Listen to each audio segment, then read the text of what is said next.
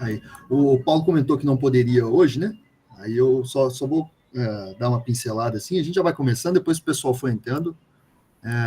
Mas só para, então, lembrar um pouquinho, né, que a gente estava vendo, aí a gente vai comentar sobre o primeiro capítulo, né, mas só retomar um pouquinho o que a gente viu na introdução, né, aquele que o Schmitt vai colocar como, digamos assim, os aspectos principais do Partizan que ele quer, digamos assim, fazer uma teoria, né, predicar uma teoria. Então, os elementos lá, 4 elementos, né, o primeiro a irregularidade, né, ele vai citar, né, como que o Partizan pode usar armas regulares, né, ou não, né, a depender da circunstância, né, porque não são combatentes regulares, né, não fazem parte de uma estrutura de um exército regular, né, por isso que, inclusive, que eles não têm uniforme, né,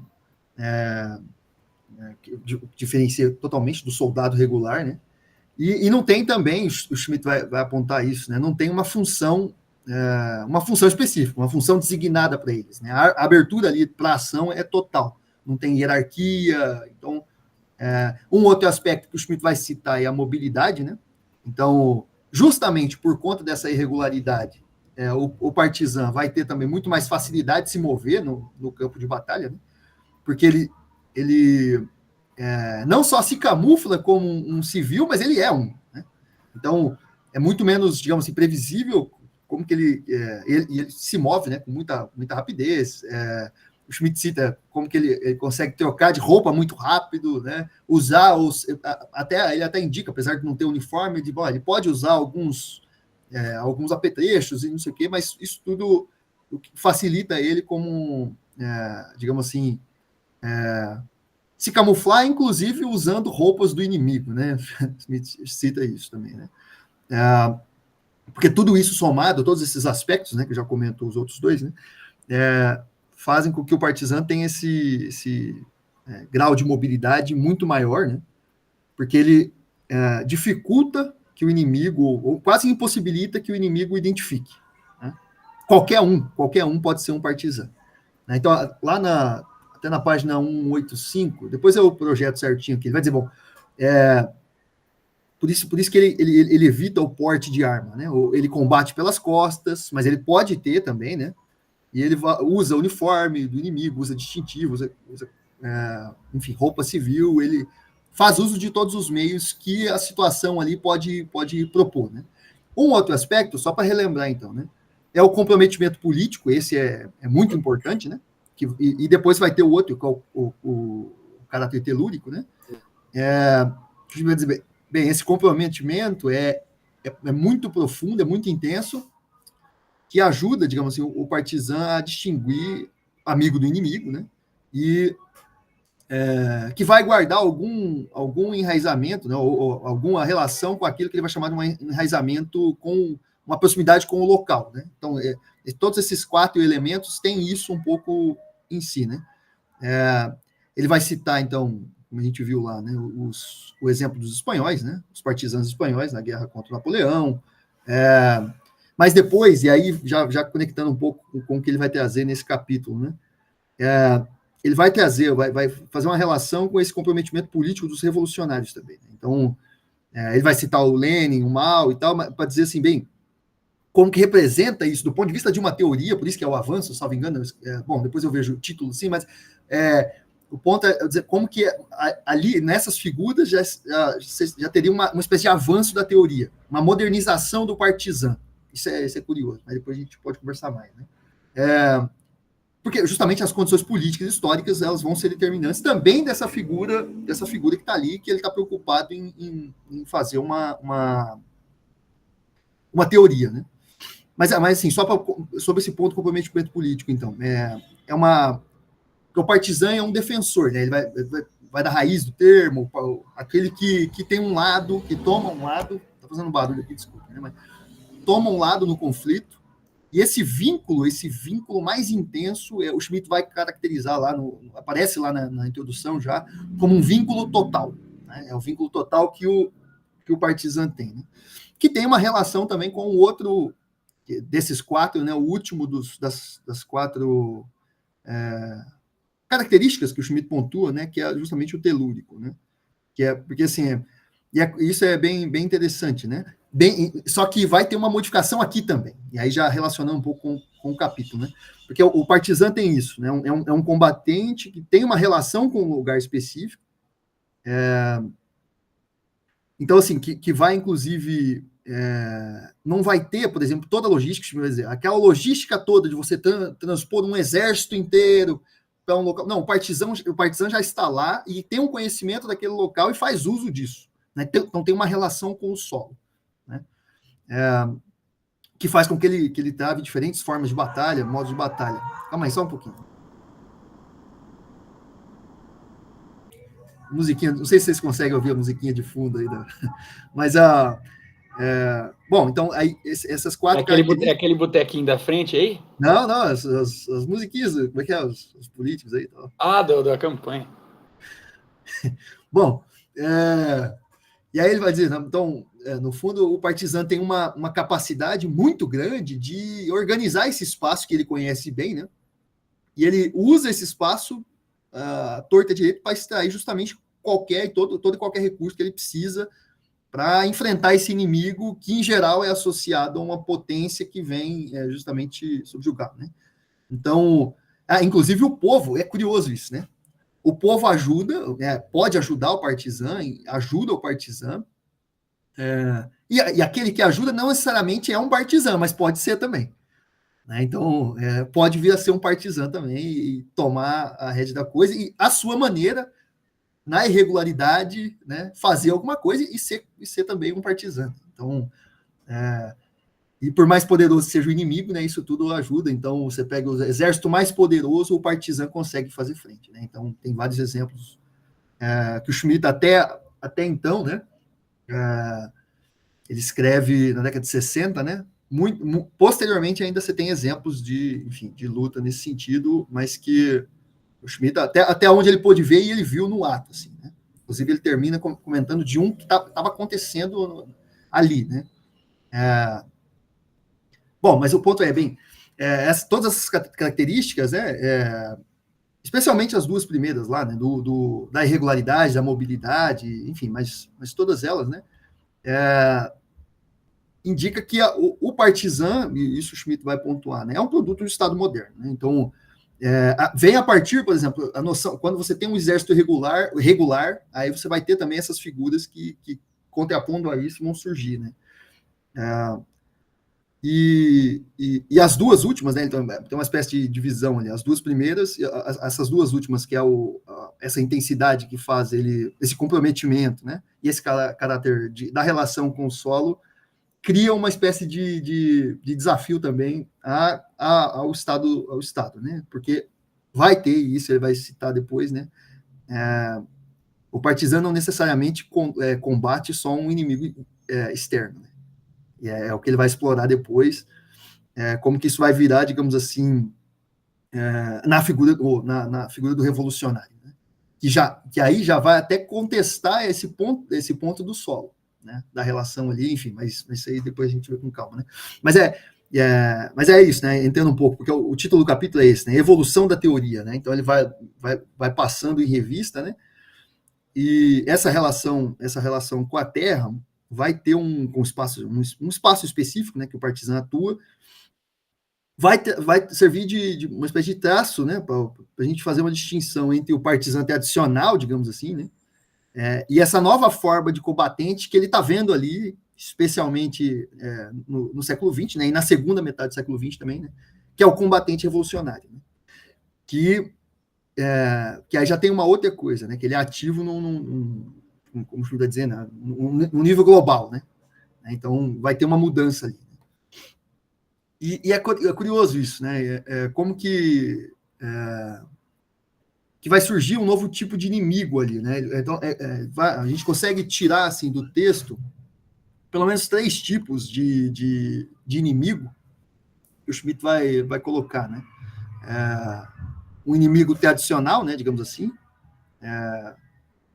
o inimigo convencional, acho que ele usa esse termo, o inimigo real, efetivo, e o inimigo absoluto, né? O inimigo absoluto, que é esse outro do combatente revolucionário, né? E, bem, e cada um desses três, tanto o Estado, o partisano tradicional, o revolucionário global, vai ter, então, diferentes noções de inimizade, né? Ele fala pouco sobre isso, mas isso está implícito ali, né? Como que esse inimigo convencional, enfim, é justamente levando em conta o ponto da guerra regular, digamos assim, entre exércitos, né? Só que ele vai fazer essa distinção entre o inimigo real e esse inimigo absoluto que aparece com o revolucionário mesmo, sim, esse revolucionário no sentido global, né? Que vai aparecer, e ele cita muito a figura do mal, né? Porque assim, você tinha então essa figura tradicional, que é o quê? Esse autóctone, né? O partisano que vê o inimigo como uma espécie de opressor, o invasor, né? Que precisa ser combatido com os meios que tiver à disposição, né? E estratégias também, então pode ser N, não tem uma, digamos assim, apesar de. E ele cita um documento, né? Isso vai ser importante, depois eu posso pegar a passagem aqui, né? Ele vai citar um documento do século XIX como um dos mais importantes, né, dessa teoria do partisano. Você pode tentar, digamos assim, mas não tem.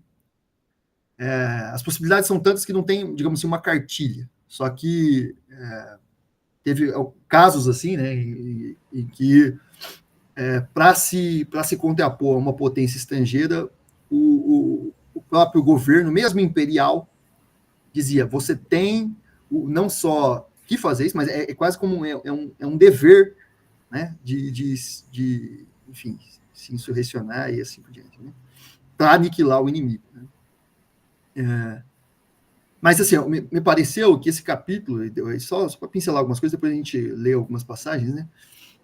Como que ele vai apresentar isso, né? Ele vai concentrar muito a atenção nesse, digamos assim, nesse representante máximo dessa inimizade absoluta no século XX, que é o revolucionário, que não tem necessariamente um vínculo com um espaço particular. E como que isso, não ter uma relação necessária com o espaço, porque é global, justamente, né? Isso vai afetar a noção de inimizade e a noção de guerra, né? Então, não tem só como era o tradicional, digamos assim, o tradicional partisã, que tem uma missão. A missão é mais defensiva. Né? Então, se colocar, digamos assim, na defensiva contra uma potência estrangeira e tentar todos os meios para sabotar e assim por diante. Né? Esse revolucionário global não, ele vai dizer o Schmitt, né? Ele vai lutar por uma noção geral de justiça. É uma noção abstrata de justiça e tal. E o campo de atuação dele já não é mais um espaço específico do qual ele tem uma relação, mas é o mundo inteiro. Então, é isso que ele está vendo, ele falando, isso aqui muda alguma coisa na teoria do partisão, ou leva ela ao limite do limite, né? Então, ele vai dizer, né, eu acho que ele tem uma passagem assim, né? A missão é agressiva, né? E ele é o protagonista de todas as guerras. Né? Então, assim, o inimigo também, igualmente, já que ele no sentido, enfim, um revolucionário global, o inimigo também pode ser um exército que não é vinculado necessariamente a uma nação, mas é um exército universal, uma classe e assim por diante, né? Por isso que o Schmitt vai citar todos esses exemplos, né? Porque não tem limitação alguma nessa figura, né? Só que esse documento, aí só para ressaltar um pouco, está na página, acho que 191, depois eu posso projetá-la aqui para a gente, porque ele vai dizer assim, é curioso isso, né? Ele usa o termo Magna Carta do Partisã, mas é uma espécie de Magna Carta do Partisã, que é esse edito prussiano, né, de 1800 e pouco, 1813, se não me engano, que seria para ele um dos maiores documentos históricos assim sobre o partisã. Deixa eu pegar aqui para a gente ler. 191. Vou projetar aqui para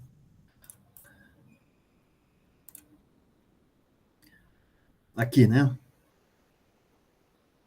Essas 10 páginas, tá dando para... Essas 10 páginas da coletânea de leis prussianas de 1813 pertencem certamente às páginas mais extraordinárias de diários oficiais do mundo. Todo cidadão, assim consta, está obrigado a oferecer resistência ao inimigo invasor por meio de armas de toda espécie. São expressamente recomendados machados, foices, espingardas e tal. Então, claro, é uma espécie de previsão geral, mas que, enfim, está dizendo, ó, você pode, use, a gente recomenda, mas você use o que der, né? É uma espécie de, vai dizer o Schmitt, né? Isso é um documento oficial, digamos assim, que não teve muito, porque ele próprio foi alterado pouco tempo depois, só que, sim, carrega um peso consigo, né? Aí é que vem, né? Todo cidadão prussiano está obrigado a não obedecer a nenhuma ordem do inimigo, e sim a prejudicá-lo por todos os meios que puder empregar. É curioso, né? Porque o que ele está chamando a atenção? Bem, isso aqui é o poder imperial meio que dizendo assim, olha, você tem a obrigação de se contrapor. Só que o partizan, ele pode se contrapor à potência estrangeira que está vindo, só que, igualmente, pode fazer isso contra o seu próprio, enfim, se sentir assim, né? Justamente por conta de todos esses critérios que ele está pondo, né? Isso que ele está indicando, está dizendo, olha, tem alguma coisa ali, né?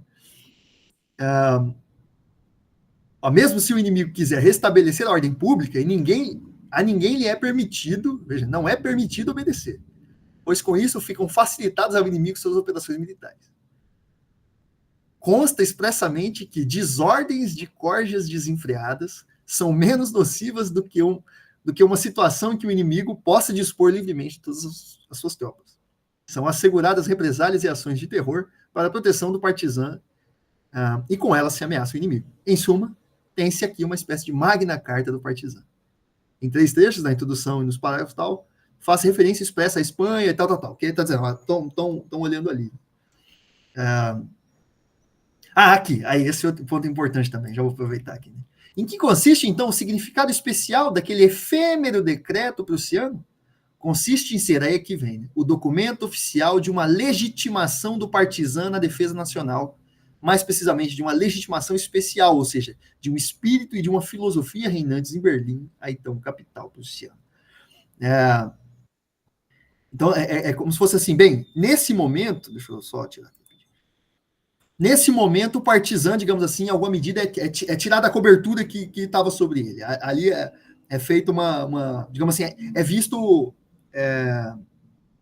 o valor do partizan na defesa nacional, nesse sentido. Né? Então, é uma novidade esse documento jurídico que vai surgir ali, por mais que vai sofrer mudança, me indica isso um pouco antes na passagem que a gente leu, né? Mas o novo nele mesmo, assim, ele coloca o partizan no centro, né? Como tendo um papel decisivo nos conflitos, nas guerras, que até então não tinha. Né? Não tinha. Por isso que ele vai dizer, né, uma teoria do partizan começa ali, né, nesse novo entendimento que ocupa o partizan nas guerras. Que é enfim, esse novo lugar. Deixa eu só aceitar o Doglão aqui, mano. E aí, Doglão, beleza, mano? Cadê? Será que deu certo? Deu. Que ele vai dizer que é perigoso, inclusive, né? Essa novidade, a novidade do partizan ser integrado, digamos assim, ou ser colocado no centro, né? Com esse papel decisivo na guerra agora, nas guerras, o partizan tem um papel decisivo, é perigoso. E aí que ele vai citar, deixa eu só abrir aqui para vocês, ele vai fazer uma fala sobre o Marx, né? Isso está na página, calma aí um pouquinho. Deixa eu só...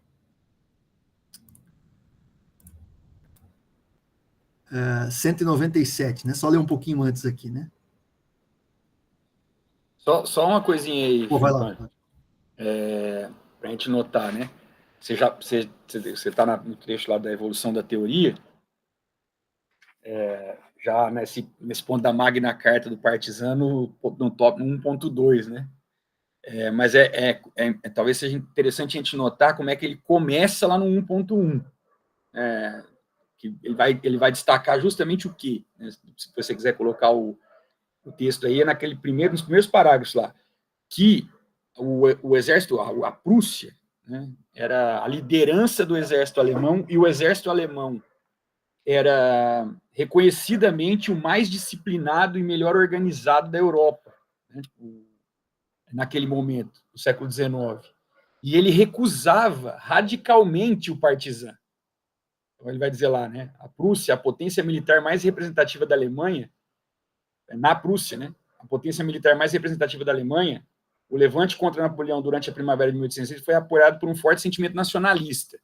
Então, ele quer fazer esse paralelo, né? O sentimento, e aqui, sempre tentando aquela leitura, em alguma medida, né, com conceitos que vão estar ligados, né? O mito do nacional é o que sobrepõe.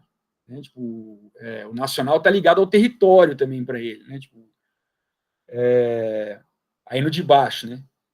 Temos que observar o incontestável fato histórico de que o exército prussiano e o exército alemão, liderado pela Prússia, desde 1813 até a Segunda Guerra Mundial adentro, nos fornecem um exemplo clássico de organização militar que afastara radicalmente de si a ideia do partisano.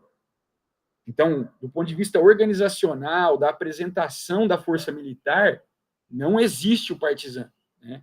E isso que é o que ele estava tentando mostrar depois, né? Há uma virada para o partisano, ali nesse ponto que você falou, porque até aquele momento os prussianos recusavam isso. Eles recusavam o combate irregular. Né? Eles recusavam, porque isso tem a ver com a formatação disciplinar, ordem, né? Toda essa estrutura, né? Que acho que aí tem uma parte ali embaixo que ele vai dar o exemplo, inclusive na Segunda Guerra, quando o exército alemão ainda, né? Uma medida, a virada justamente, e aí é um ponto importante nesse texto que você leu de ligação, por quê? Porque vai ser com o Otto von Bismarck, né, que vai ser considerada a presença do partisano. Mas ali nesses primeiros movimentos, ele vai mostrar, ó, isso a Alemanha foi aprendendo a duras penas esse negócio aqui. Porque até mesmo quando invade na Segunda Guerra a Rússia, o exército alemão já, com a presença dos nazis, ele não está esperando uma guerra partisã. E aí é interessante que você resgatou a primeira parte lá que a gente leu nas introduções. Por quê? Porque ele já afirma, olha, isso é a regra na Rússia. Né? Tipo, o partisã é um combatente que está presente nas lutas que a Rússia travou. Né? Tipo, então aqui é interessante ele mostrar, né? Você quer essa coisa do rigor disciplinar, né? Do exército alemão, essa imagem meio mítica que a Prússia construiu, né? Tipo, do exército invencível, né? Quando eles derrotam a França, o Napoleão aí no século XIX. Quando lá na Segunda Guerra tem esse mito operando para invadir a Rússia, eles não estão preparados para enfrentar o modo de combate da Rússia. O Gabriel, por isso que a Rússia não perde. Né? Tipo, porque existe o Schmidt, aí ele está observando também, me parece um ponto interessante, né, para a gente levar em consideração aí, Gabriel, desde o 1923, nos textos ligados à teologia política, que ele está acompanhando uma certa teologia política, o problema é a Rússia, o que vem da Rússia, como ele vai chamar lá no catolicismo romano, um espírito que se afasta da Europa. Né? Tipo, então, aqui, Filipe, não sei se você concorda com isso, mas é ele tentando mostrar esse choque do centro da Europa com a Rússia. Né? Inclusive, ele mostrando, em alguma medida, como é que a Rússia opera fora desse direito bélico europeu, como ele chama aqui no texto. Né? Tipo, ela não está muito afim de ficar observando essa... não sei, me parece, né, uma forma elegante de chamar de barbárie, né, a coisa aqui. E só para acho que isso é interessante, Caio, porque quando você lê, por exemplo, a literatura russa, Dostoiévski, ele fala nisso, que o russo não é um europeu. Sim. Em todos os livros ele tenta deixar claro isso, que o russo não é europeu. Tem uma questão do eslavo aqui na entrelinha aqui também, com o eslavo, né? E outra, o Dugin, né? Acho que é Dugin o nome dele. Alexander Dugin, Esse mesmo. No livro dele, ele também fala exatamente nisso, na questão do mundo multipolar, que ele separa o mundo em vários polos de poder, e a Rússia não está na Europa. Os russos não se consideram europeus, e Schmitt ele tem certa razão em entender nisso. Por mais que ele tenta divergir os fins dele são outros, né? De entender a Rússia como um inimigo, mas ele tem razão em entender que a Rússia não é europeia. Esse diagnóstico, Gabriel, assim, é importante esse ponto, né? Que o Felipe levantou e mostrar esse aspecto histórico que ele está fazendo. Essa preocupação histórica é bem típica do Schmitt, assim, né? Dessa localização, né?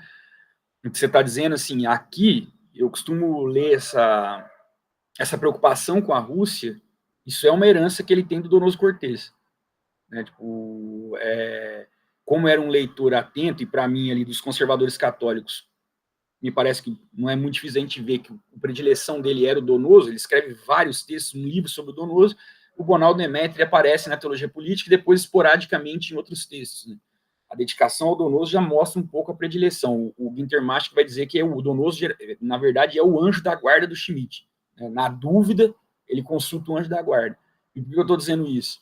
Porque, para ele, o Donoso teve a sacada da época, né? Tipo, por mais que ele enfrentasse ali o Proudhon nos textos, né? Não estivesse vendo tanto o Marx, mas lá nos textos 1849, 50, 51, discurso sobre a ditadura, discurso sobre a situação da Europa, que é de 1850, o Donoso já fala que o risco para a Europa, a ordem europeia, é a Rússia, né? Tipo, e a Revolução Russa, quando a gente vai lembrar, uma dos motes ali é que era essa elite afrancesada da Rússia era o alvo, né? Tipo, era uma classe dominante distante, vamos dizer assim, daquilo que era, de fato, a massa do povo russo. Isso vai se expressar, como você bem lembrou, no Dostoiévski, mas também no Tolstói, né, na literatura russa, que vai ser lida pelo Carl Schmitt como uma expressão do anarquismo. Então, aí tem duas frentes que o Schmitt vai enfrentar que o Donoso não enfrentou, que é o marxismo, né, e o bolchevismo, por consequência, e o Lenin à frente. O Lenin vai voltar a aparecer aqui, né, só para antecipar. Ele vai dizer que o Lenin profissionalizou a revolução, ou seja, um partizan que profissionalizou a militância revolucionária, né? E o espectro maior não será o Lenin, como o Felipe já falou, vai ser o Mao Tse Tung. Aí você vê como é que ele está atento. Ele vai dizer, o problema agora talvez não seja mais a Rússia, é a China. Tipo, não é um vidente, a gente nunca vai ler um autor assim, mas que tem uma intuição muito forte sobre o que nós estamos vivendo aí, né? Tipo, porque tinha essa percepção que você fala com a literatura russa, a forma como ele lê lá no catolicismo romano é dizendo assim, ó, esse espírito que se afasta da Europa é o anarquismo, né? Tipo, e ele está expresso onde? Não é no leninismo, não é no trotskismo, é na literatura russa. Foi bom você lembrar disso daí. Aí ele cita lá no catolicismo romano expressamente o grande inquisidor, Dostoiévski, né? Tipo, ó a forma como esse cara está retratando a coisa aqui, né? Então, pra gente... Desculpe, Felipe, eu vou parar por aqui, mas que o Gabriel fez um apontamento importante mesmo aqui, né? Você vê que não é tão... aquela coisa que a gente chama atenção, assim, não é um pensador de sistema, mas também não joga ideias ao vento, né? Tipo, tem uma linha de força bem fina aqui de conexão, que eu costumo ler em que chave? É um pensamento contra-revolucionário, é uma oposição a discursos de revolução, né? Tipo, ou seja, é um pensador conservador. Né? Tipo, no limite, a gente vai rotular na sequência é outra história, mas é um pensamento conservador contra-revolucionário que a gente está lendo aqui, né?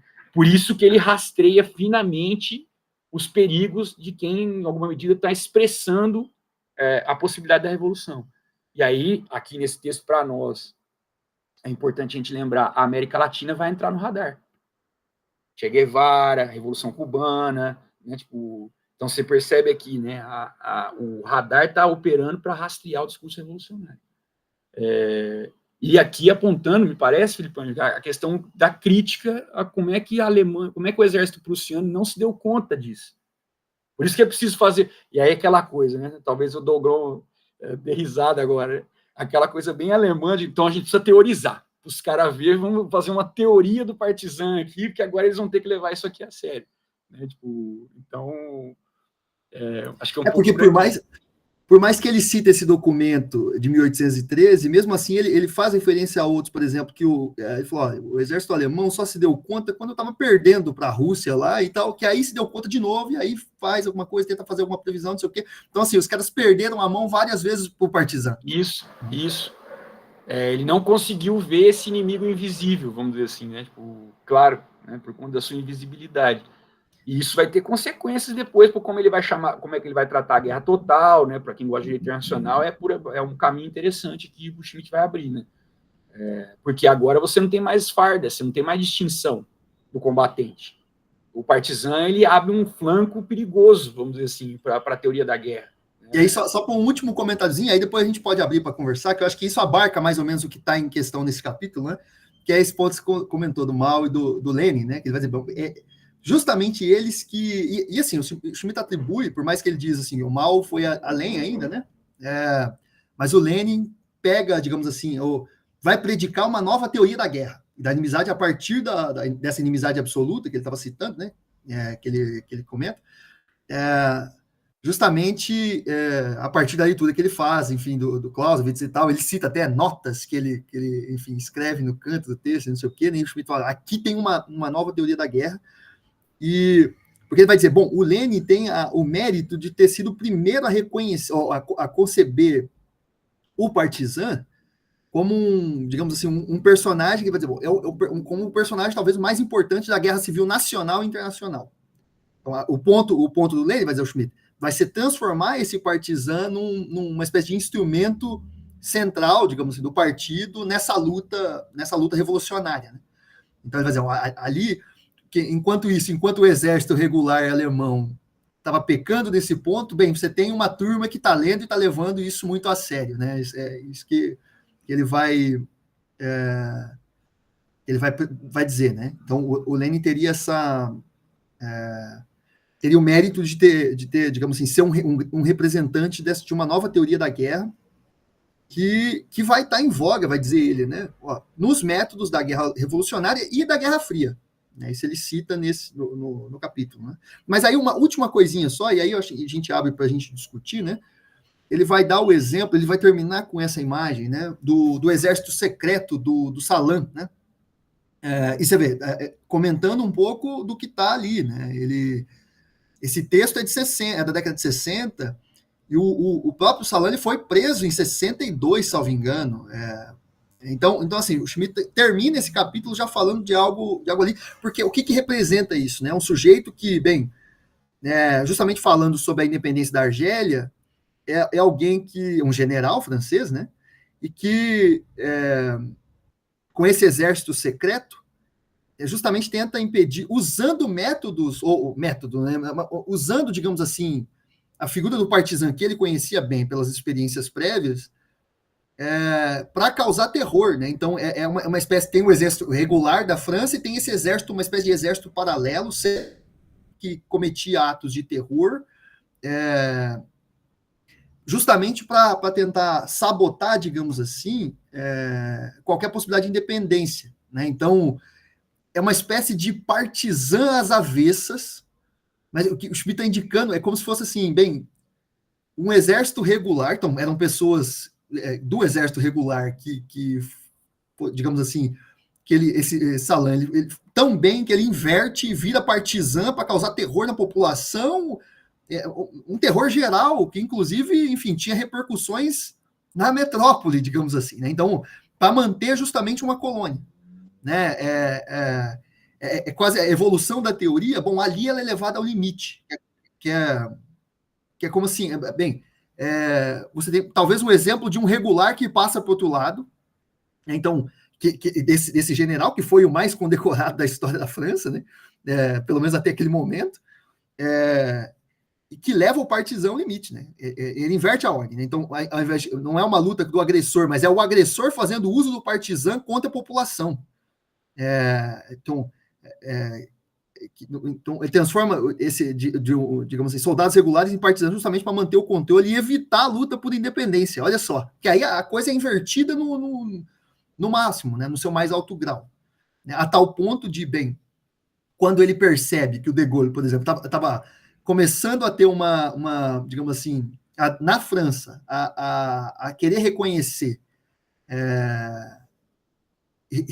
o direito da Argélia, a sua autodeterminação, ele quer conspirar até contra o governo francês. Está dizendo, não é à toa que durante o julgamento ele quase foi condenado à morte, não foi, né? Depois foi, enfim.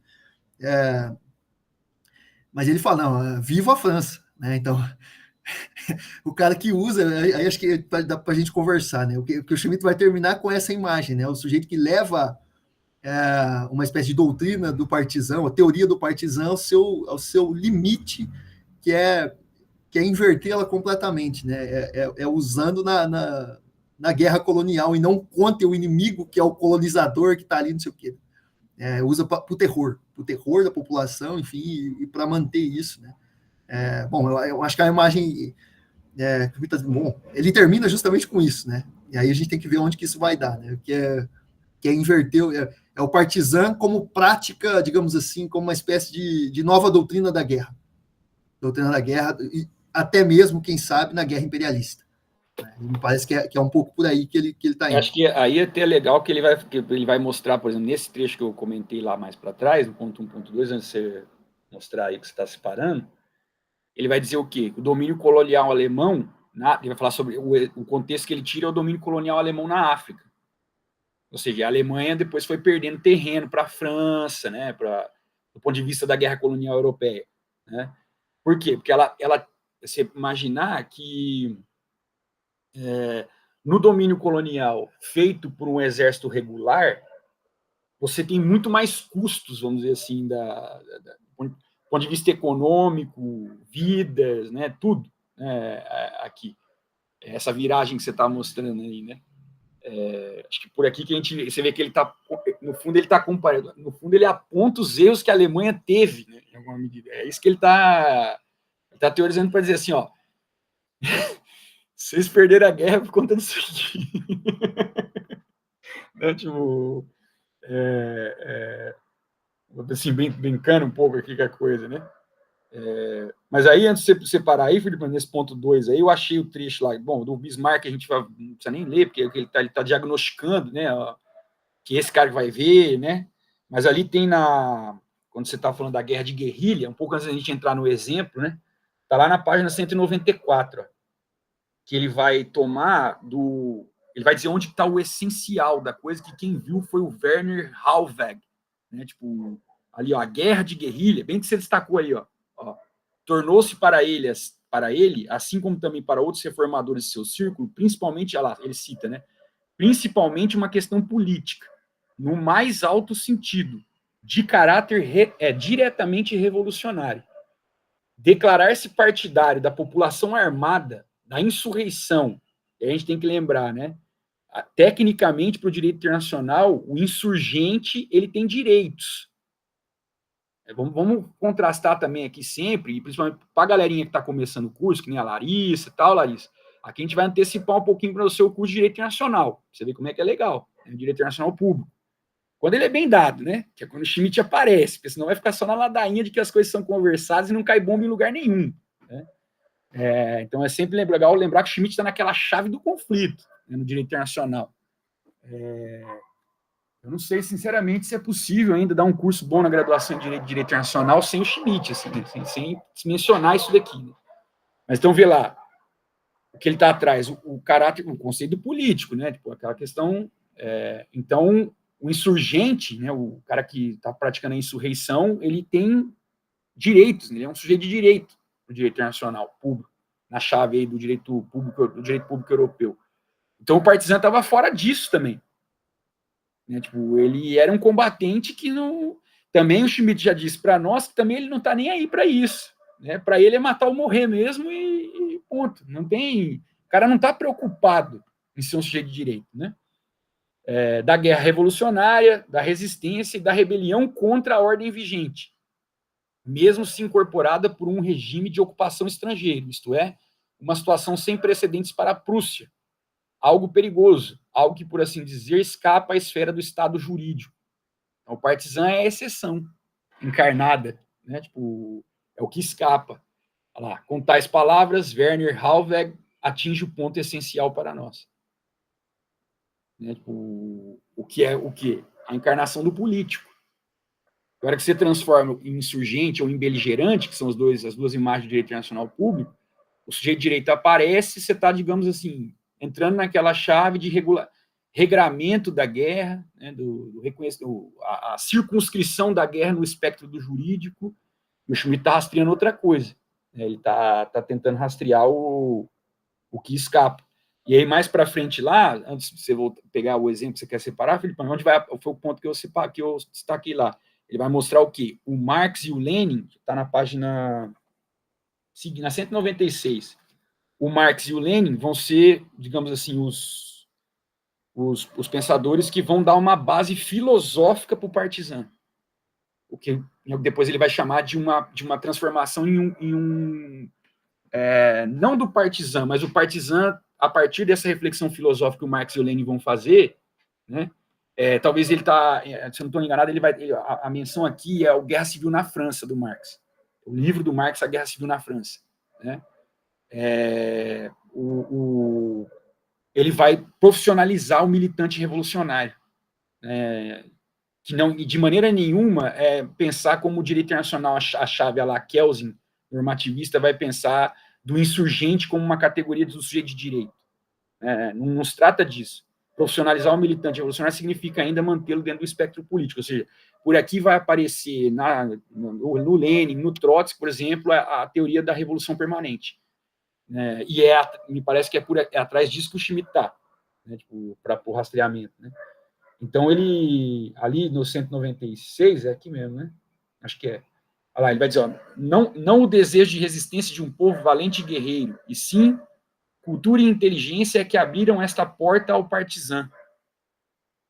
Acho que na 196 aí, Filipe. Aqui, ó, não o desejo de resistência, de baixo que você grifou aí, ó. Vamos ver o que ele está tratando. Ele fala do Hegel também, um pouco antes, né? Nesse parágrafo todo, acho que é legal. Naquele efêmero edito, olha lá, prussianos, é o que você falou, né? Sob o Landsturm, de abril de 1813, concentra-se um momento no qual o Partizan representa pela primeira vez um novo e decisivo papel, né, como um novo personagem do espírito do mundo, até então não reconhecido. E aí talvez aqui, Felipe, o professor Paulo tinha alguma coisa engraçada, assim, porque o espírito do mundo para o Hegel, como é que o pessoal brinca aí, que era um soldado do Napoleão em cima do cavalo, né, era o espírito do tempo, né?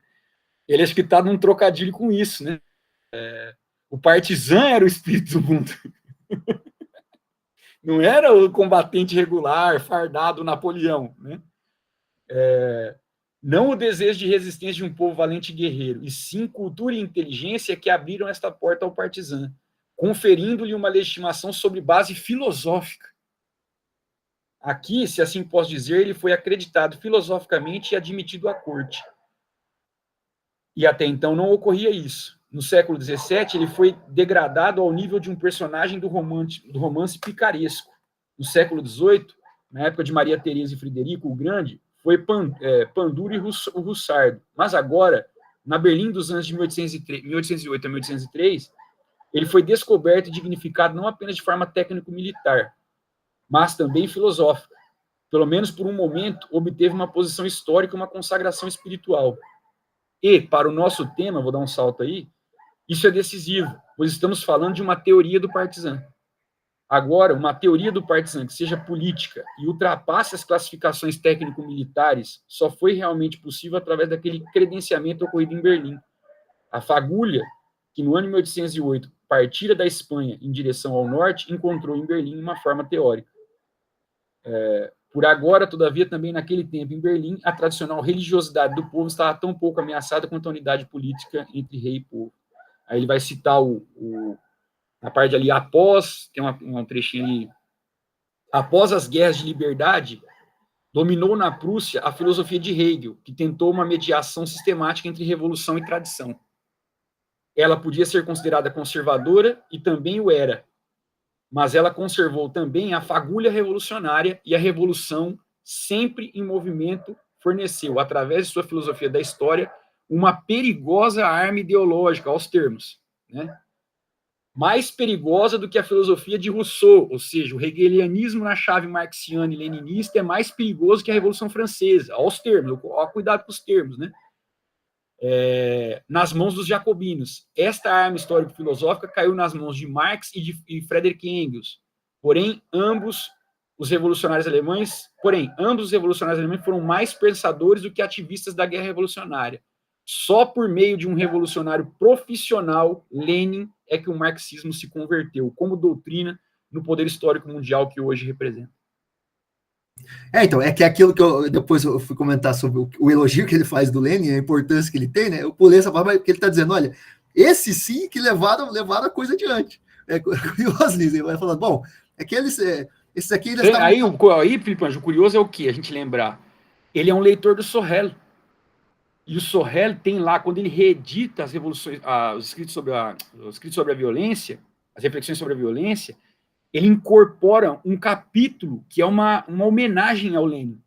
Então aqui não é o Schmitt atento a isso, né? Tipo, e você vê quando que ele está lendo Sorel lá em 1921. Aqui eu estou acompanhando a professora Letícia, né? Quando ela vai dizer, ó, aparece lá no texto da ditadura, e ele reivindica, né, como alguém que está inserindo o Sorel na Alemanha. E nesse momento o Sorel já está encontrando no Lenin essa expressão do revolucionário, vamos dizer assim, né? É curioso mesmo como é que ele ainda está seguindo essa pista, né? Desculpa, eu cortei só para lembrar dessa conexão com o Sorel, né? Isso é que depois eu falei só meio rapidão, assim, mas passando por isso, que isso que ele tá mostrando para a gente aqui, né? Como que isso é extremamente perigoso, mas que Marx e Engels ainda não estavam, digamos assim, então não levaram a coisa ao limite como fez depois, né, o Lenin, que aí ele vai predicar dele. Ó, ali tem uma nova teoria da guerra. Quer dizer, o Lenin lendo Clausewitz, assim por diante, não sei o quê. E vendo a importância, digamos assim, do partizan até a nível global, né, nesse novo tipo de guerra, que é óbvio, né, ele está vendo ali a coisa toda, até ele comenta um pouco assim, né, sobre o que está acontecendo, inclusive na Alemanha, no período da Guerra Fria, ali, né, mas é bem interessante, né, e é curioso, né, porque o que eu fiquei pensando muito é como que ele termina, meio que assim, trazendo essa outra imagem do partizan, uma espécie de partizan contra a revolução, no sentido da contra-revolução, né? É o partizan usado às avessas, né? Por isso que ele fala, é esse grande feito desse general francês que conhecia muito mesmo sobre o partizan e que usa isso para o terror a ponto de chocar a própria França. Não, calma lá. Esses feitos dele de terror, enfim, para manter o controle da colônia, né? e evitar a independência, né? Então eu achei curioso como que ele termina com essa imagem, né? Uma espécie de o partizan, nesse sentido enfim, que o Lenin e o Mao vai levar ainda mais ao limite, né? Digamos assim, instrumentalizando ou colocando no centro, digamos assim, na luta revolucionária a nível global também. E como que o partizan também foi usado, digamos assim, no caso desse que ele vai citar, né, o Salan, até por esse sentido contra a independência, né? Ele vai dizer que isso aí, ele termina com essa imagem, né? Na Argélia esteve no meio da situação, na Argélia esteve no meio da situação em que 400 mil bem armados soldados franceses combateram contra 20 mil partisãs argelinos, obtendo como resultado a renúncia da França de sua soberania sobre a Argélia, né? Então, está comentando como que o partizan, no fundo, e mesmo que é o que ele coloca na sequência, né? A morte do lado da Argélia foi muito maior, mas custou a França muito. Então, o partizan, você veja como que nessa luta, só que inclusive esse próprio Salan fez uso desse, digamos assim, do modelo partizan também de combate contra a população, né? Mas que, de todo modo, por mais que eles estavam superiores muito, ainda assim, essa guerra partizan logrou êxito, digamos assim, né? Contra a potência estrangeira. E curioso, né? A França, né? Das ideias de 1789, que o Schmittão vai falar muito, né? Mas, enfim. E aí, enfim, só comentando isso, né? Como que dessa figura revolucionária também uma outra coisa vai surgir, que é uma espécie de partizan usada às avessas pela extrema-direita, que é o caso desse general francês. Né? Mas e aí? Tem várias passagens aqui interessantes, né? Mas, enfim, mais ou menos assim, de modo geral, do capítulo era isso, né? Não sei o que vocês pensam mais assim. Eu acho legal que ele não fala nada de, tipo, dos Estados Unidos, do soft power. Não sei se vocês concordam comigo sobre isso.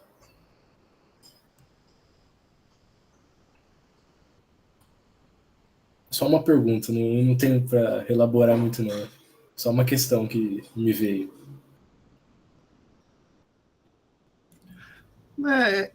Pois é, curioso, ele não menciona muito isso, né? Porque, assim, aqui, pelo menos nesse capítulo, assim, ele dá um foco maior, especialmente para os franceses, né? Justamente porque está dizendo isso, né? Como que eles fizeram, mesmo assim, levavam muito mais a sério o Partizan. É claro, eu estava comentando num contexto espanhol, né?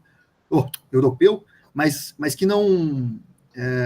inclusive a Espanha é importantíssima para ele, né? Justamente nessa teoria do Partizan, mas como que, no fundo, acho que o Caião apontou uma coisa assim interessante, né? Que é como que no limite ele está tentando mostrar como que a Alemanha, apesar de ter esse importante feito lá atrás, em 1813, ainda assim negligenciou o Partizan.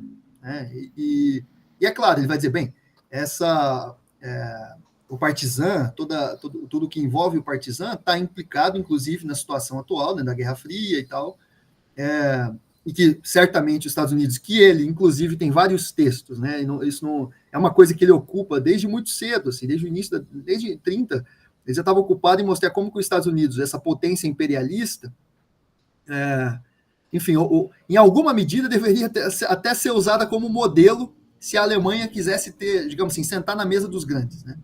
E ele vai falar bastante disso, né? Já em 33, em 32, 33 tem discursos deles assim sobre isso, né? Sobre isso, né? Como que essa potência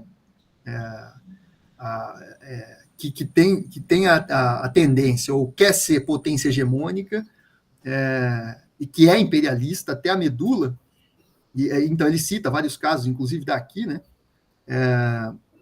E como que deveria ser, em alguma medida, parece que a ideia era essa, né? Mostrar um pouco como que deve ser modelo se a Alemanha quiser também ser uma potência igualmente, enfim, imperialista, né? Então deveria seguir um pouco esse modelo aqui. Ele cita faz várias referências aos Estados Unidos, né? Só que aqui ele não cita muito, pelo menos nesse texto, né? Porque você pode pensar, como eu disse, né? Eu fiquei muito enquanto eu estava pensando naquele filme, né, o Complexo Baader-Meinhof, né, que mostra um pouco isso, que já é casos depois. Você pensar, por exemplo, o livro recente, saiu uns anos atrás, né, do Marighella, aquele Caião que eu te dei, né, acho que tem que no Complexo Baader-Meinhof eles fazem uso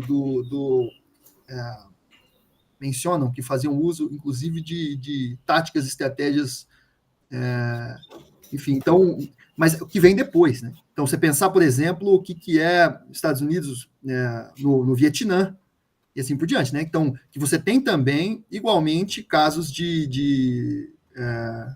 enfim, de partizan atuando e sabotando, que tem uma relação muito forte com o solo, né? E que consegue fazer freio à potência com todos os seus aparatos bélicos enfim, de tacar fogo literalmente, né? Como é que é aquela bomba que pega fogo e não apaga, né? Esqueci o nome que tem, você encontra, que era a forma de combater, que eles usavam para combater o exército regular, usavam para combater esses partisãs que conseguiam se camuflar no ambiente, que conheciam muito mais, e túnel e não sei o quê, e que conseguia sabotar o inimigo, né? O inimigo, essa potência estrangeira. E que o Schmitt, obviamente, né, apesar de ele estar comentando as coisas no ato, como eu disse, né, ele está comentando esse general francês que foi preso em 62, salvo engano. Bom, o Schmitt está escrevendo no calor do momento e está vendo essas coisas. Né? Que uma atuação digamos assim, a colônia, né? Como colônia, e o cara fazendo uso de, enfim, algo de táticas que assombrou até a metrópole, né? Então, e que eles vão quase, enfim, depois ele foi inocentado e é muito condecorado, né? Mas, inocentado não, ele foi, enfim, teve uma espécie de perdão, né? Pelos crimes, foi condenado à prisão perpétua, aí depois, vocês verem que tratar generais que cometem crimes os mais diversos, isso não é tratar com apaziguamento, digamos assim, não é uma virtude nossa, né? Isso aí é meio geral, né? Mas eu achei pelo menos curioso isso, né? Essa figura que ele traz aqui no final, né? Mas enfim, acho que o que ele está mais importante, tipo, tentando ressaltar aqui é como que essa teoria ela se evolui, digamos assim, ela diz mais respeito à Europa, né? Uma espécie assim de Então, eu não sei, talvez seja por isso que os Estados Unidos não aparece muito, porque se aparecer é mais como uma potência imperialista, da qual o Partizan vai se levantar contra. Não sei também, é só uma... Me parece que é acho que aí, Filipão, só eu achei aqui uma coisa, estou tentando achar o texto, porque eu estou sem o texto físico, que eu já tenho marcado, mas que eu pego o PDF. Talvez se te interessa, Gabriel, é o seguinte, os Estados Unidos vai aparecer mais um pouco antes. Primeiro numa conferência que ele dá, que é a Ordem do Mundo após a Segunda Guerra, né, tipo, que eu até abri aqui, vou ver um trecho aqui, e no Nomes da Terra, né, tipo, que é um livro dos anos 50. Ali, essa coisa de analisar o imperialismo americano, essa presença, parece estar mais aqui. Quer ver? Ó, só para ter uma ideia. O primeiro tópico desse texto que eu falei, a Ordem do Mundo depois da Segunda Guerra, o título é Anticolonialismo, Tomada do Espaço Cósmico e Ajuda ao Desenvolvimento Industrial. Só para a gente... Um pouco que o Felipe... Bom, é uma conferência, um artigo. Depois, se vocês quiserem avaliar de começar a teoria da Constituição e ficar nela o ano que vem e ler esse texto, já que tem alguns interesses de direito internacional, vale a pena, principalmente porque esse ponto que o Felipe chamou a atenção sobre a utilização da luta anticolonial, né, como imagem do Partizan, né, tipo, com essa questão da Argélia, né, você vê que é algo que já está no radar dele também, né, tipo, os processos revolucionários da América Latina, lá no Nomes da Terra, só para a gente lembrar, né, que ele vai analisar? A doutrina no Monroe, como que os Estados Unidos vai olhar para a América, para o Atlântico, vamos chamar assim, e a América como um espaço colonial dele, né? Então, aqui, o soft power, como a geopolítica contemporânea chama aí, é uma forma de travar a guerra de outra maneira, mas que começa justamente na Guerra Fria, né, onde você não tem um enfrentamento direto das potências, né? Tipo, então, deixa eu só ver se eu acho um trecho aqui, ó. Qual que é esse aí mesmo, Caio? Não é o Terra e Mar, é o... É a Ordem do Mundo após a Segunda Guerra. Quer ver? Ele vai dizer assim, ó.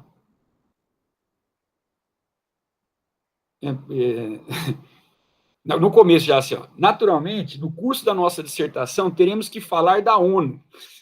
Isso aqui é uma coisa bem interessante para dar direito internacional na graduação. Organização global com a missão de assegurar a paz e a ordem do mundo. Mas estamos conscientes de que a ONU não é outra coisa que um reflexo mais ou menos exato da ordem existente, e, por desgraça, também da desordem, né? E aqui o termo é dele, tá? Estou citando. A ONU não constitui nada. Sabe aquela coisa... Isso, Felipe, olha lá. Vocês veem que eu não estou inventando. Aquelas frases bombásticas do Carl Schmitt, né? A ONU não constitui nada. Então, quando vem aquela pergunta natural dos estudantes de graduação, professor, mas a ONU, eu falo, a ONU não constitui nada, fim de citação, né? É o Schmitt, então. Como veremos, não faz mais que secundar todo o giro do desenvolvimento da Guerra Fria. Seus métodos e procedimentos têm certo valor, não nega nada, mas os verdadeiros problemas e fenômenos objetivos não se solucionam com discussões normativistas ou processuais. Né? Tipo, então, eu vou pegar pelo meu aqui, que a letra está maior. Né? Deixa eu ver se eu acho aqui. Peraí, Filipão. O anticolonial é no final. Mas ele tem uma passagem que ele vai falar diretamente aqui. Ele vai retomar os nomes da Terra. Ele fala, então, na página de baixo aí, ó, o anticolonialismo, a conquista do espaço de desenvolvimento industrial das zonas subdesenvolvidas pelos desenvolvidos. Entre si mesmos, esses três fenômenos são aparentemente heterogêneos por completo. À primeira vista, não tem uma relação imediata uns com os outros. A ordem da numeração, primeiro o anticolonialismo, depois o problema do espaço, e o terceiro, o desenvolvimento industrial dos subdesenvolvidos, poderá parecer arbitrário. Na segunda parte da minha conferência, falaria mais extensamente do desenvolvimento industrial dos subdesenvolvidos, porque vejo aí o problema central e sumamente atual da ordem do novo mundo. É o grande tema que a designar como a expressão nomos da Terra, para distingui-lo também terminologicamente de outras questões menos fundamentais. A expressão nomos da Terra tem o sentido especial de chamar a atenção sobre o fato concreto de uma nova tomada da Terra, e junto com ela, de uma nova divisão, distribuição e repartição da Terra. deve ter-se em conta que o processo imenso de uma nova tomada e distribuição da Terra em sua realidade concreta conduz a mudanças essenciais da estrutura espacial, inclusive da noção de espaço. Com o termo nomos, queremos destacar o aspecto espacial do problema de uma nova ordem do mundo. E por aqui, Gabriel, ele vai retomar a discussão, esse é um texto meio que de preparatório do Nomos da Terra, a conferência, que aí os Estados Unidos aparece fortemente. Porque agora, esse ponto que o Felipe falou agora no final é o quê? Ele está mostrando ainda, me parece, o erro alemão, recuperando aquela noção da guerra colonial europeia. Esse ator, Estados Unidos da América, só aparece no fim da Primeira Guerra, quando ele resolve entrar, né, na guerra, e, obviamente, no fim da Segunda. Então, como ele está rastreando, historicamente, o Partizan a partir da guerra colonial europeia, no fundo, da guerra europeia, que depois vai ser empurrada para fora do território europeu, porque ele vai ser sacralizado, como ele mesmo vai dizer, né? E aí você vai ter que dar conta, por exemplo, da Revolução Cubana, de não sei o quê, e aí, no Nomos da Terra e nesses outros textos, ele dá conta de perceber como é que os Estados Unidos entra nisso daí. Né? Tipo, mas ele entra como um agente fora da Europa, né? E aí, talvez naquela mesma questão que você colocou, né? Como é que a Rússia também vai ser lida como alguém fora da Europa? São justamente os dois atores principais da Guerra Fria. Né? Tipo, no fundo, o Schmitt ajuda a gente a perceber como que a Europa vai ser, vamos dizer assim, pressionada por essas duas potências. E como é que ela vai ser rebaixada, em alguma medida. Né? Tipo, se ela era a grande... Bom, os estados europeus, né? O mito Europa só aparece em 1492, né? Quando eles batem por aqui, Europa unificada. Se os estados europeus estão conflitando pela espacialização do mundo, e é isso que lá no Nomos da Terra ele mostra, né? O Tratado de Tordesilhas é um símbolo disso, né? Tipo, dos europeus redesenhando as linhas do mundo a partir da Europa. E para nós isso é interessante, né? A gente lê o documento em alguma medida que está centralmente ligado às nossas vidas aqui na América do Sul, que é uma redefinição das linhas do mundo a partir da Europa. E os Estados Unidos ainda nesse momento como colônia. Mas depois, depois das duas grandes guerras, o que acontece? Os Estados Unidos viram um ator. Né, tipo, e a Guerra Fria vai colocar esse ponto disso que se chama de soft power. Né, tipo, você não vai fazer um enfrentamento direto. Aí, bom, o que a gente tem lá? Você pode, nos exemplos aqui do texto, muitas vezes ele dá a polícia como um exemplo de força de conservação da ordem, mas que atua muitas vezes parecida com um partizan. Né? E o que os Estados Unidos, o que é a CIA? A CIA é isso. Vamos dizer, eu estou aqui forçando a barra numa interpretação sem muito rigor metodológico, mas me parece que não é muito arbitrário a gente ver a CIA como um partizan contemporâneo. Né? Ela atua, a CIA ou o Mossad, né? Tipo, você falar de polícias... Como justamente essa figura do Saul lá, que ele cita, do general, não sei o que, desse exército paralelo, né? Que ele está à margem do exército regular, mas a atuação, ele é, digamos assim, ele não usa o termo, mas é terrorista. Se você pensar, por exemplo, que aqui no Brasil, constitucionalmente falando, as forças policiais são subsidiárias às forças do exército regular e a polícia civil não usa a farda, bom, ela rapidamente se transforma num partizan. Né? Tipo, então Desse partizan isso me parece, né? Gabriel, que está dentro da lógica do soft power. Né? Então, assim, claro, o Schmitt não vai usar essa expressão. Né? Não é a gramática do tempo dele. Mas as ideias me parece que não estão tão longe. Né? O rastreamento do ponto de vista do diagnóstico, ele está nos ajudando a perceber, no limite, o quê? Como que a guerra está mudando. Observando desde a guerra da Espanha, né, contra Napoleão, passando pela Revolução Cubana e tal, o que ele está mostrando em alguma medida, né? Teorizando o partizan, que a guerra mudou. Se você está esperando ver uma guerra que vai ser travada no campo de batalha, com dois exércitos fardados, né, se matando em nome de uma bandeira, esquece, amigo. Se você está pensando no direito internacional, que vai ser estruturado a partir da possibilidade de circunscrição, ou de cercamento, ou de cerceamento da guerra, como ele fala também no texto, esquece. Tipo, a guerra não é mais isso. É um pouco a coisa aqui. Então, aí depois a gente avalia, né? Esse texto da Ordem do Mundo no fim da Segunda Guerra é interessante, né? para a gente perceber a conferência que ele deu, né? Tem lá, não sei se o Felipe já achou aí um trecho que ele entra nessa questão. Mas essa questão que o Gabriel coloca é importante, assim, né? Tipo, é que nesse texto em específico, acho que ele até fala, agora, né, um pouco da doutrina Monroe também aqui na teoria do partisano. A gente vai chegar lá, eu acho. Os Estados Unidos vai aparecer em algum momento, mas não é muito o alvo dele nesse trabalho, né? Tipo,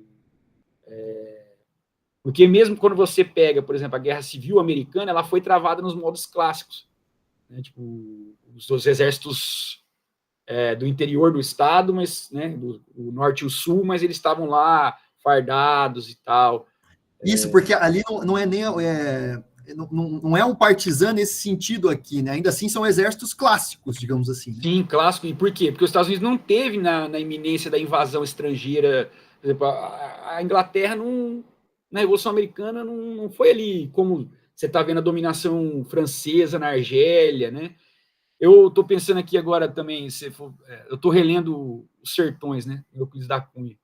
E o jagunço é o partisano.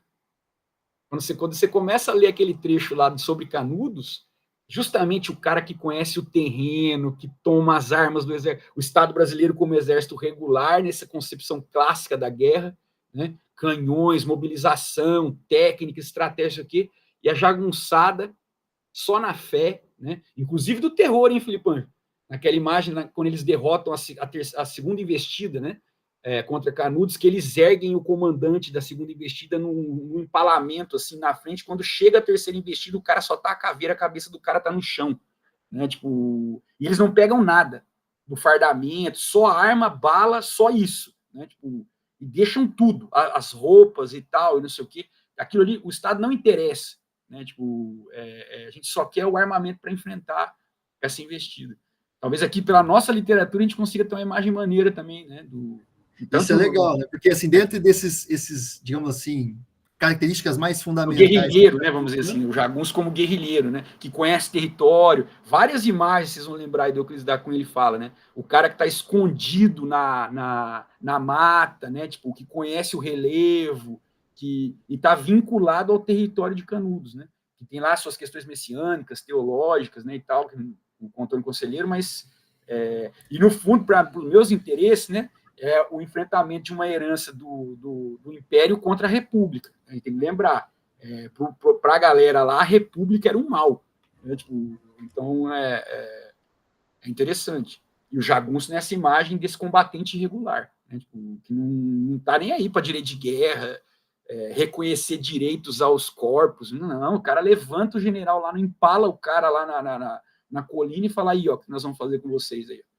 Um pouco. Eu estou lembrando só para pegar esse ponto. Assim. Porque o partisano ele pode se levantar tanto contra uma potência externa quanto uma potência interna. Né? Contra a potência interna, a guerra civil. O Schmitt vai chegar lá ainda, né? O Mao Tse Tung é isso, em alguma medida, né? Tipo, aí a gente pode pegar aqui, né? Que o próximo tópico aqui ainda no primeiro capítulo é do Lenin ao Mao Tse Tung, né? Que ele vai fazer uma comparação. Acho que vale a pena a gente, né? E ele começa lá no 1.4, Felipe, se você quiser projetar. Durante a Segunda Guerra Mundial, os partisãos russos desviaram para si, conforme estimativa de peritos no assunto, aproximadamente 20 divisões alemãs, contribuindo desse modo essencialmente para a decisão da guerra. Então, aqui, Gabriel, você vê como é que ele está rastreando ainda essa mudança do fenômeno da guerra.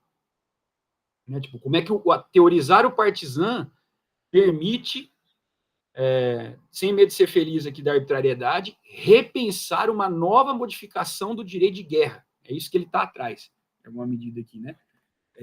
E aí a China vai entrar como está lá no 204, Filipão, mais para baixo aí, que o Mao Tse Tung vai ser a expressão da guerra revolucionária. O Lenin profissionaliza, o Mao avança, né? Então, eles dizem lá, o maior prático da guerra revolucionária da atualidade converteu simultaneamente em seu mais célebre teórico, Mao Tse Tung. Tipo, e aí não ele vai, ainda nesse parágrafo, né? Ele já vinha reunindo experiências desde 1927 na ação comunista e utilizou depois a invasão japonesa de 1932 para desenvolver sistematicamente todos os métodos modernos da guerra civil, ao mesmo tempo nacional e internacional. Então, olha lá, você tem a invasão japonesa, ou seja, o inimigo estrangeiro, interno, que te ameaça, ou estrangeiro que te ameaça, externo, né? Mas ali ele atualiza a coisa para transformar a guerra civil na China como algo, esse híbrido entre a defesa nacional e, ao mesmo tempo, revolução. Né? Tipo, é isso aqui que ele está atrás. A longa marcha do sul da China até a fronteira com a Mongólia, porque essa coisa não foi só o Japão, né? Tipo, tem que lembrar na história da China, né? Que eu não conheço tanto, mas aqui algumas coisas tem elementos que a gente conhece, né? Que, por exemplo, a relação com a Mongólia. Né? Tipo, esses dias até eu vi uma postagem no Instagram de uns fotógrafos, né? Sobre a Mongólia e tal, e uma imagem de quem? Gengis Khan. Né? Tipo, então tem também essas coisas, né? Por ali, né? Iniciado em novembro de 34 por 12 mil quilômetros, com imensas perdas, foi uma série de êxitos e experiências partisanas, em cujo resultado o Partido Comunista Chinês se fundiu como um partido de camponeses e soldados, tendo o partizan como núcleo. Então, é diferente do Partido Comunista, do Partido Bolchevique. Isso é importante, hein, Filipão? Por quê? Porque o Partido Bolchevique sempre teve essa imagem da liderança, de quem dá a linha para a revolução. Lenin, né? De uma vanguarda iluminada que coordena os atos o partido, é a coordenação da revolução, e esse Isso, partido o partizan ele é importante, mas ele é uma parte a ser guiada, literalmente. Camponeses e soldados estão na Rússia também, mas eles têm que ser guiados por essa liderança intelectual, né, de vanguarda, que expressa a revolução. Aqui não. Os caras andaram 12 mil quilômetros juntos, andar ao lado. O mal, ele ressignifica, mas ele não é a vanguarda. A vanguarda é a própria revolução. É isso que ele vai chamar a atenção do Schmitt, né? E onde a gente tem, por exemplo, isso, aqui em alguma medida no nosso continente? No zapatismo no México, que recusam essa teoria da vanguarda lá do leninismo. Né? Tanto que os zapatistas falam que eles têm que andar atrás, ouvindo o povo, não na frente, guiando o caminho. Então, para atualizar um pouco, o Schmitt viu lá o que pôde ver, né? Então, e aí interessante, né? Ele olha para a China do mal e vai dizer assim, ó, o partizan é o núcleo do que está acontecendo ali. Então a coisa mudou mesmo, do ponto de vista do que ele está, da teoria da guerra, de como é que ela se trava. Porque quando você tem o exército regular, ele citou o Bismarck, você tem essa liderança postada, né? A hierarquia do Estado, a hierarquia militar, né? Quando o partizan é o núcleo, isso desaparece. Você não tem como ver o inimigo, né? Então, lá na 205, ele diz lá, né? As formulações mais importantes de Mao Tse Tung para nosso tema podem ser encontradas em uma publicação do ano de 1938, intitulada Estratégia da Guerra Partizã contra a Invasão Japonesa. Ele até dá a referência para nós no livro do Mao Tse Tung, né? Para quem se interessa em direito internacional, é muito legal, né? Porque é uma biografia, por exemplo, que pelo menos que eu tive, assim, formação mais tradicional, nem aparece essa coisa da guerra civil, aparece quando se fala da insurgência, da beligerância, né, que são expressões da guerra civil, mas mesmo assim a China e o Mao Tse Tung não. Então, contudo, temos que recorrer também a outros escritos de Mao Tse Tung, com a finalidade de tornar completa a imagem da doutrina da guerra desse novo Clausewitz. Né, olha a comparação que ele está fazendo, né? Trata-se, na realidade, de uma continuação consequente e sistemático-consciente dos conceitos do oficial do Estado-Maior prussiano. Ele está comparando, então, né, claramente aqui o Mao Tse-tung ao Clausewitz. Tem um teórico da guerra civil, vamos dizer, né, partizã, que a gente pode encontrar, inclusive, teorização, que é o Mao Tse-tung. E aí, aquele ponto, não é o... Talvez a gente possa brincar com os donosos do século XX, levar a sério a hipótese donosiana da Rússia, mas ele viu outra coisa já, a China. Né? Tipo, então, na página 206, Felipe... E, Caio, uma coisa, né? É curioso que sempre, pensando agora, né? sempre esse, digamos assim, vamos chamar entre várias aspas, esse inimigo, ele vem de fora do que é europeu, né? Uhum. Então, ora o russo que não é europeu, O que se espírito que se afirma como afasta da europeu, Europa. que se Essa afasta da frase lá Europa. no catolicismo romano é importante, né? É curioso isso, né? Como agora também o chinês, ou que ora pode ser também, enfim,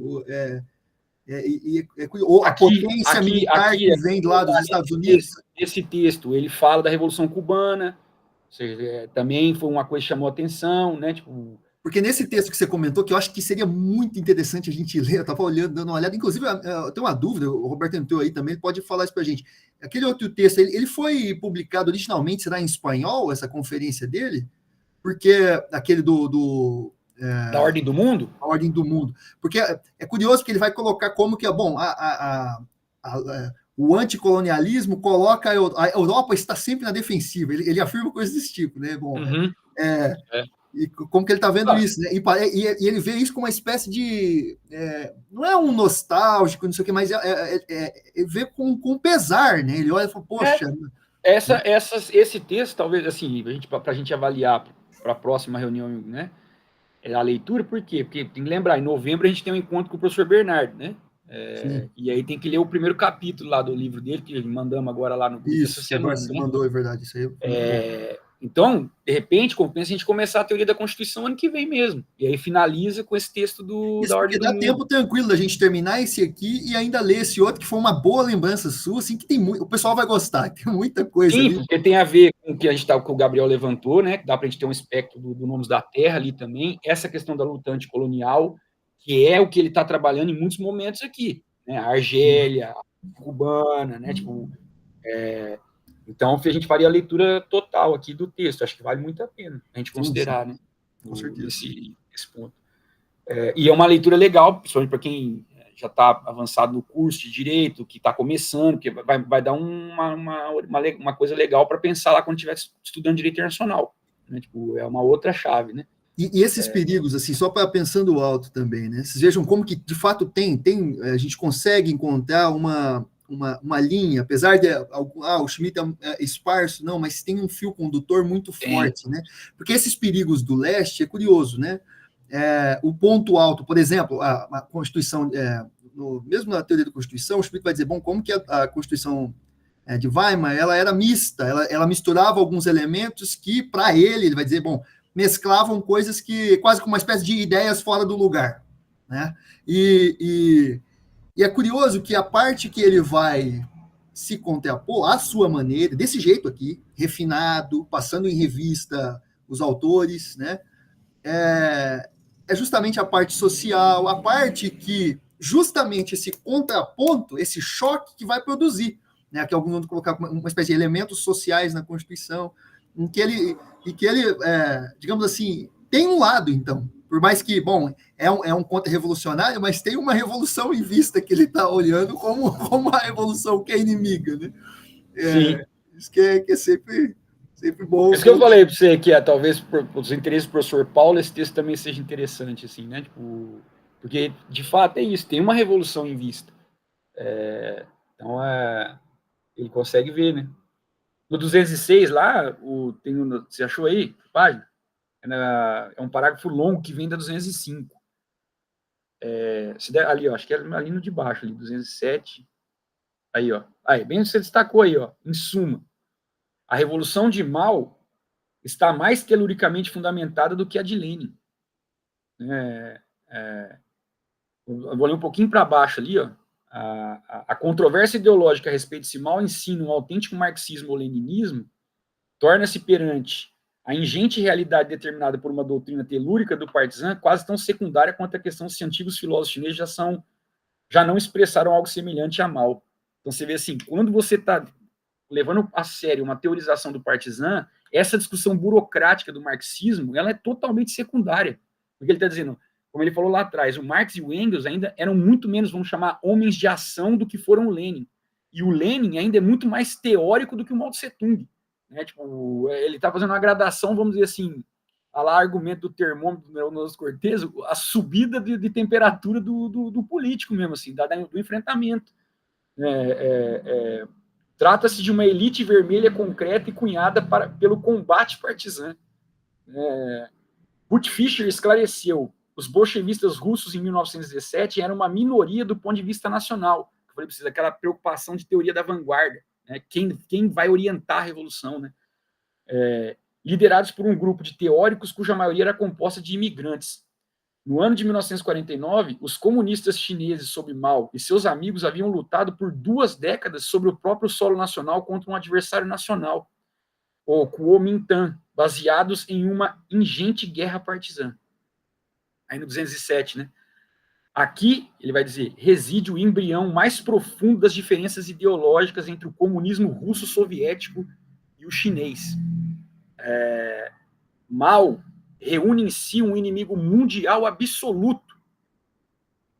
Porque ele vai comparar aqui, que a gente saltou a parte, que ele vai dizer que ele retoma a discussão do mito burguês, que é uma discussão que ele fez lá em 23, no catolicismo romano, na teoria política do mito, quando ele afirma que o mito do nacional é o mais forte. Porque o que tinha de interessante na teoria da luta de classe? Que ela construía um inimigo que era o burguês. Né, tipo, mas o nacional se sobrepõe porque ele destrói isso.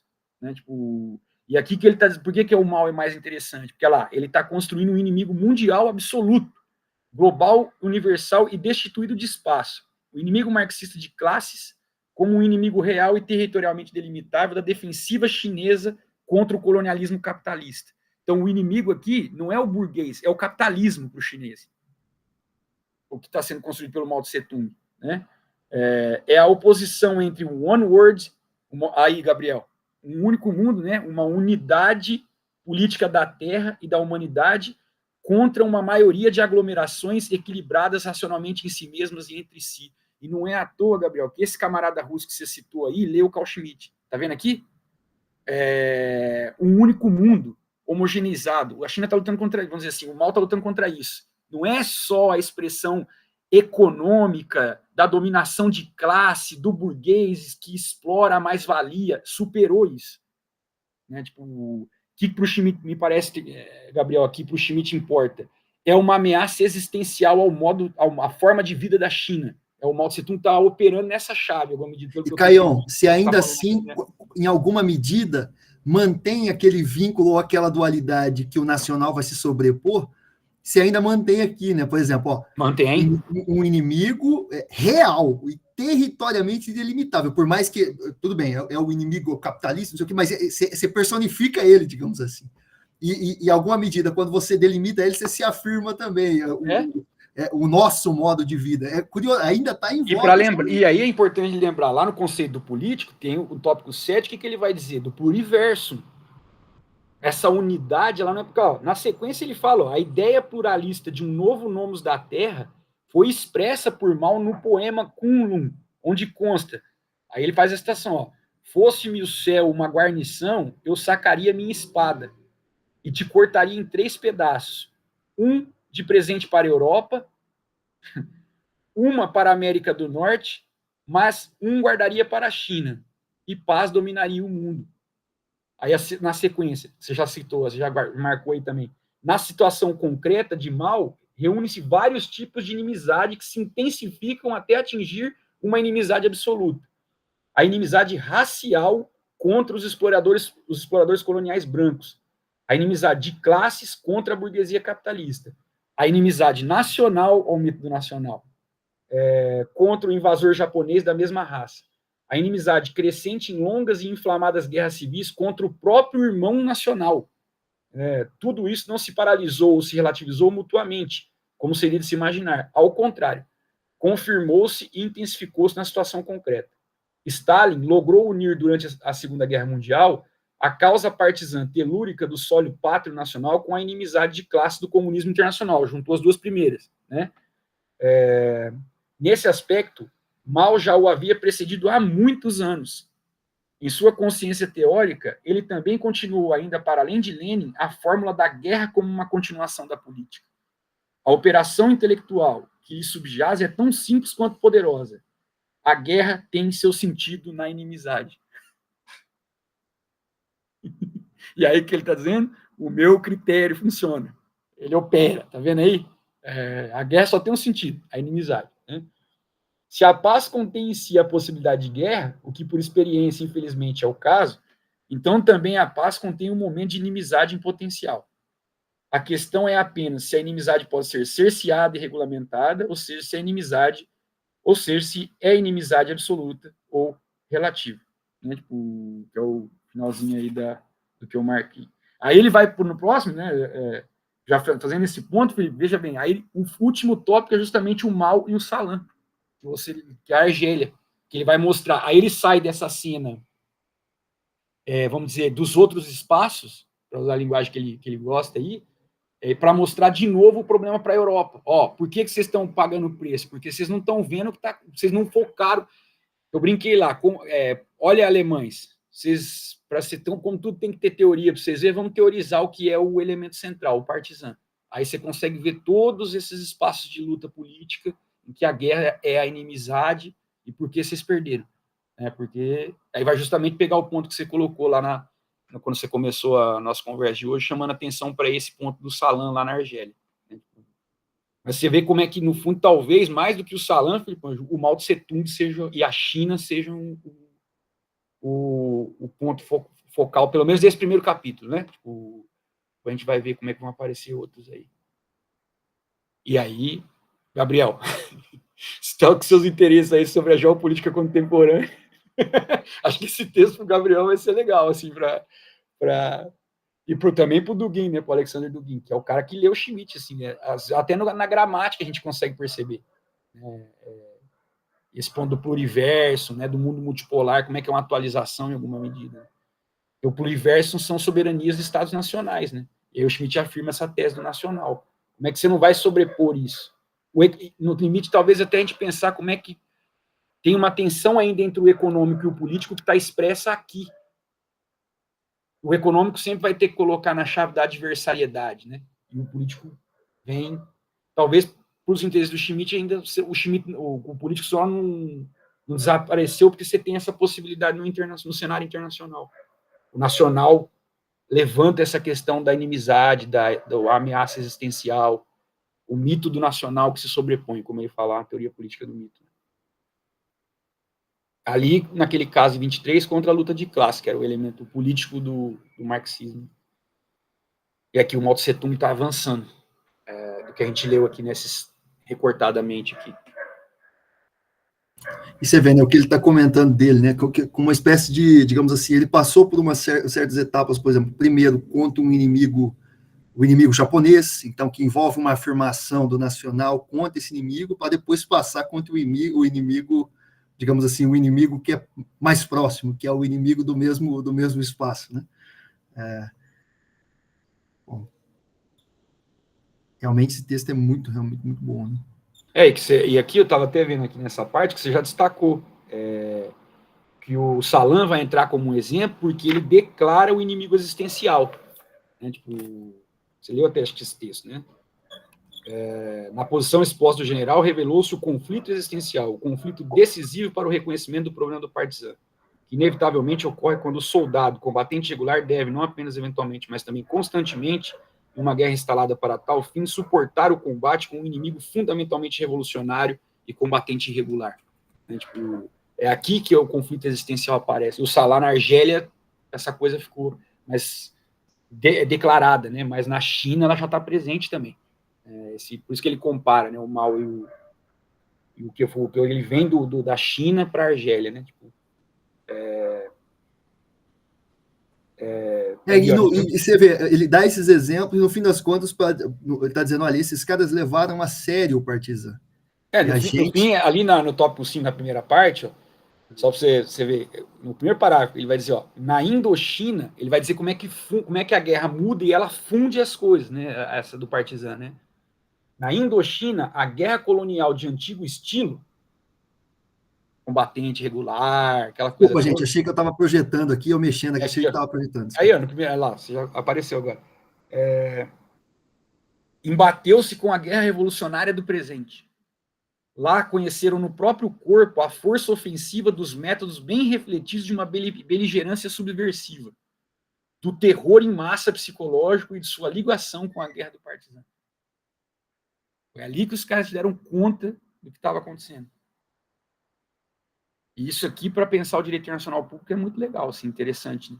Porque justamente o direito internacional tenta circunscrever a guerra, garantir direitos, combatente irregular, toda aquela coisa. Até você reconhecer o insurgente, né, o beligerante, como sujeito de direito e tal. E é curioso, porque a evolução da teoria, por exemplo, depois do mal, ele passa justamente ao salão, porque é justamente alguém que vai estar lendo o mal, né, e vai estar atento a isso, ao que ele fez lá, né?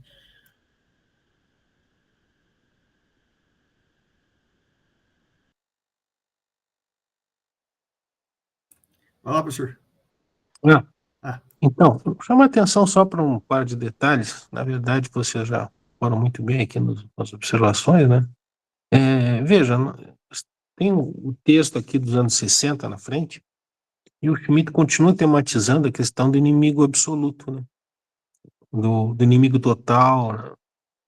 Ele poderia, quem sabe, né, depois da experiência da guerra, não colocar isso como um objeto central, tá, de algum livro seu. Nos anos 60, no contexto internacional, direito internacional público, direito internacional, está colocada a Guerra Fria, né? Está colocada a Guerra Fria, então, nesse sentido, nesse contexto, faria sentido a preocupação com a determinação do inimigo absoluto. Bom, mas o inimigo absoluto estava colocado, era a União Soviética ou era os Estados Unidos, né? Era o socialismo ou era o capitalismo. Então, de certo modo, talvez conviesse a ele, a depender da sua convicção, apontar o rumo, né, da resistência, do enfrentamento a um determinado inimigo absoluto. Bom, então aqui, em vários momentos, o Schmitt, sem colocar-se na primeira pessoa, como fez durante o nacionalsocialismo, ele dá asas, né, a que posteriormente alguns intérpretes da esquerda ou da extrema esquerda, se quisermos chamar assim, o lessem, né, por essa via de Mao, Lenin e tal. Mas tem vários trechos no livro, né, em que ele faz isso, tem vários trechos em que ele reclama essa questão da guerra de inimizade absoluta, e que a inimizade absoluta é o que dá sentido a esse movimento, é justo, né, dá sentido e é justo. E nesse sentido a gente pode recordar um pouco do conceito do político também, que ele acaba, eu não me lembro o capítulo exatamente, mas é da metade para frente do livro, em algum momento, em algum capítulo, ele faz, né, essa observação. Ele também tem essa mesma leitura. Uma outra ideia que eu queria só mencionar é de uma introdução, da introdução da teoria do partizão em inglês, que é do Ullmann, Gabriel Ullmann. Diz ele assim: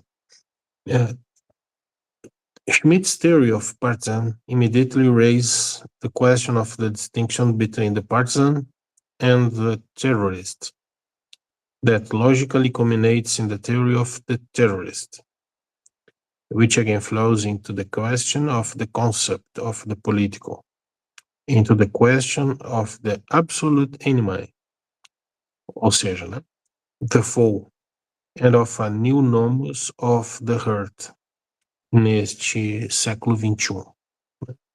Então, aqui também é interessante a gente ver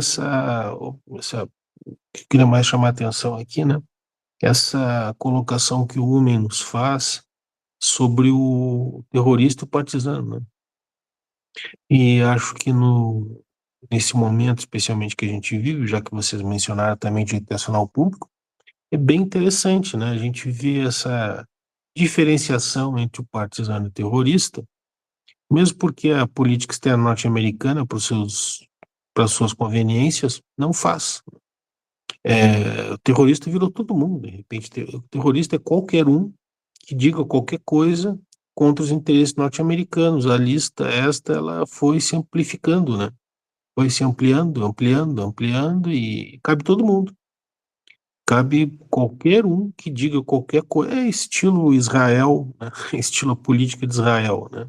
Política externa de Israel relativamente a Gaza. Qualquer um que fale qualquer coisa contra o genocídio é antissemita. Qualquer um. O sujeito pode ter os melhores serviços prestados a Israel, ter uma obra inteira, né, a favor e, obviamente, contra o Holocausto, falou contra, o cara virou antissemita de um momento para o outro. Então, aqui, parece que a gente tem algo, né, nessa observação do Umen, que obviamente está no Schmitt, que é essa diferenciação entre o partisano e o terrorista.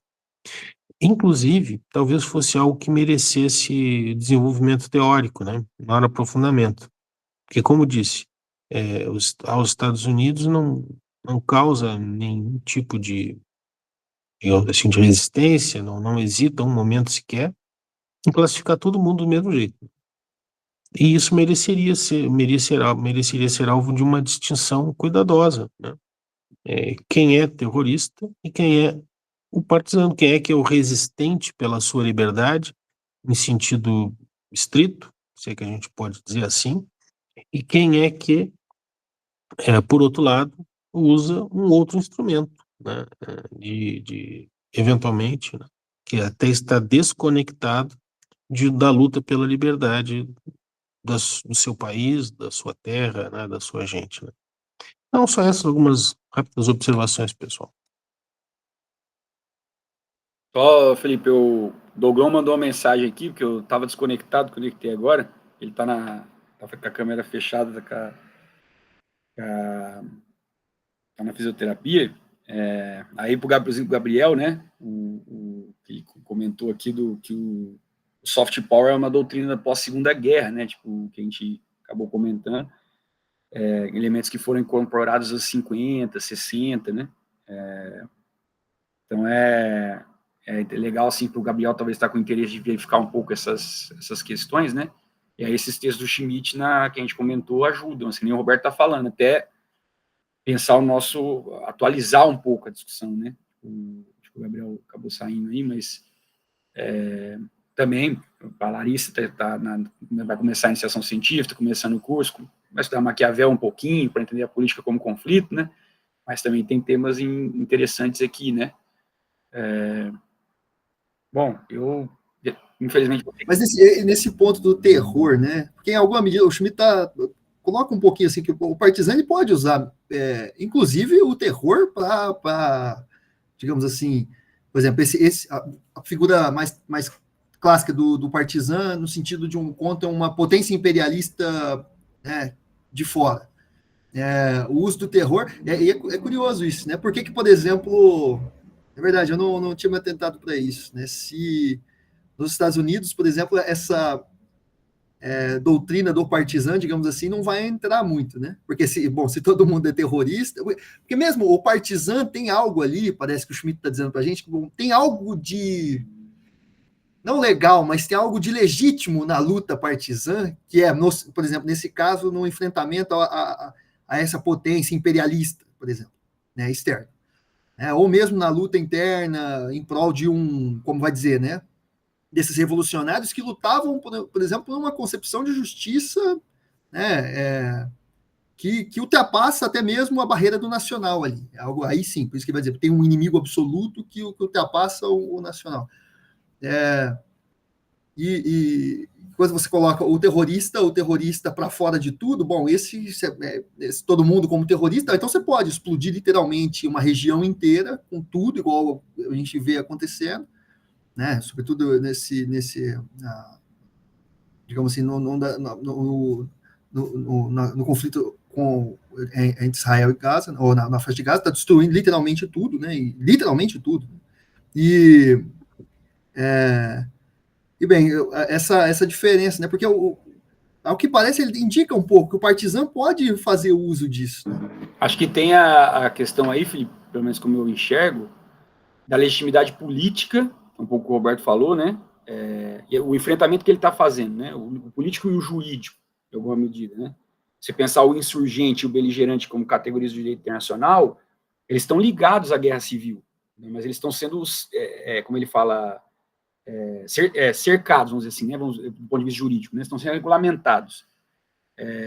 O ponto, talvez, aí, para a gente levar esse ponto que o Roberto falou da introdução, é que ele permite a gente retomar o que é a primeira divisão que ele faz, o inimigo e o criminoso.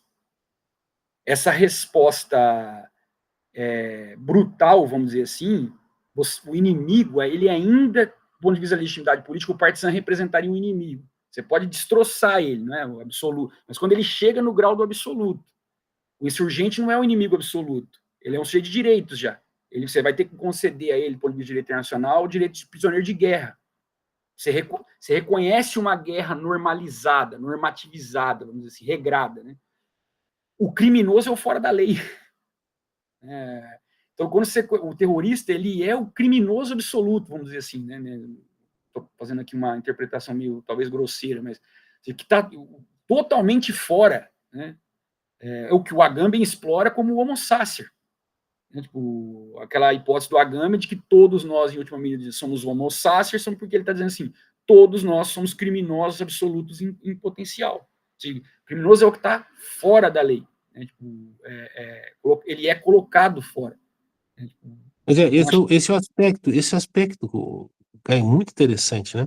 Tu acaba de dizer, nós somos criminosos, vamos utilizar a mesma linguagem que tu usou, criminosos em potenciais. Em potencial, Mas o fato é que para que nossa condição seja atualizada, não depende de nós próprios, depende de uma classificação externa, que pode ou não convergir de fato com as nossas ações. Nós podemos, de fato, praticar uma ação que se enquadre no tipo de criminoso ou criminoso absoluto, conforme estabelece o regime. Mas também podemos não cometer essas ações e ser classificados como tais. Né? E isso é algo a gente pensa o caso de Gaza, né, Roberto? Por exemplo, a matar exatamente. bebezinhos. Exatamente isso que eu ia dizer, cara. Exatamente isso que eu ia dizer. Quer dizer, o sujeito está com um pager ali, né? Junto ao carrinho, ou colocou o pager ali na aba do carrinho de bebê, porque foi acender um cigarro, e voa todo mundo. Voa o carrinho de bebê, voa a mãe, voa o carrinho de bebê criminoso vizinho, da criança voa foi o pai. Ter nascido palestino. Voa o pai, que era o objeto, que era o alvo do homicídio, voa o carrinho de bebê, que estava do lado fazendo gracinha, a mãe, a avó, vai todo mundo para os ares, né? Isso. Então, ele é classificado, o alvo era o pai, mas é também classificado como inimigo absoluto o bebê do vizinho, o bebê vizinho que estava no carrinho, a mãe, a avó que estava ali, voa todo mundo. Eles são classificados externamente como, digamos assim, inimigos que podem ser abatidos. E aqui, Felipe, só último aspecto, já te passo a palavra aqui, diz o Schmitt num trechinho do Clausewitz a Lenin, né, é o seguinte: a guerra de inimizade absoluta não conhece nenhum acotamento. A realização consequente de uma inimizade absoluta é o que lhe dá sentido e justiça. Por que eu estou citando isso aqui? Porque, veja, a realização de uma inimizade absoluta é o que lhe dá sentido e justiça. Então, se eu identifico alguém como um inimigo absoluto, os meios todos que eu usar, né, estão justificados, porque essa inimizade, essa realização da inimizade absoluta refere-se ao período anterior. É o que dá sentido e justiça a uma guerra de inimizade absoluta. Então, dá sentido, mas dá justiça quanto aos meios que se usar para empreender esta guerra de inimizade absoluta. Então, voltando a Gaza, né? Se eu tenho este inimigo absoluto, todos os meios aqui estariam justificados na medida que seriam justos, né? Na medida que essa guerra é justa. Mas é só esse aspecto. E é curioso, né, professor? Pelo menos nesse caso dos pagers, você percebeu na mídia alguma coisa assim, uma espécie de condenação, mas, por exemplo, jamais atribuiriam isso como uma espécie de terrorismo praticado pelo Estado de Israel, né? Pois é, e tem muita gente que trata isso assim, desde a ótica de um evento científico, de uma descoberta da ciência, né? Então, o ângulo, o prisma é outro, né? Quando a imprensa não quer, ela retrata aquilo como uma, digamos assim, como um cúmulo da maldade, né? Como o suprassumo da maldade.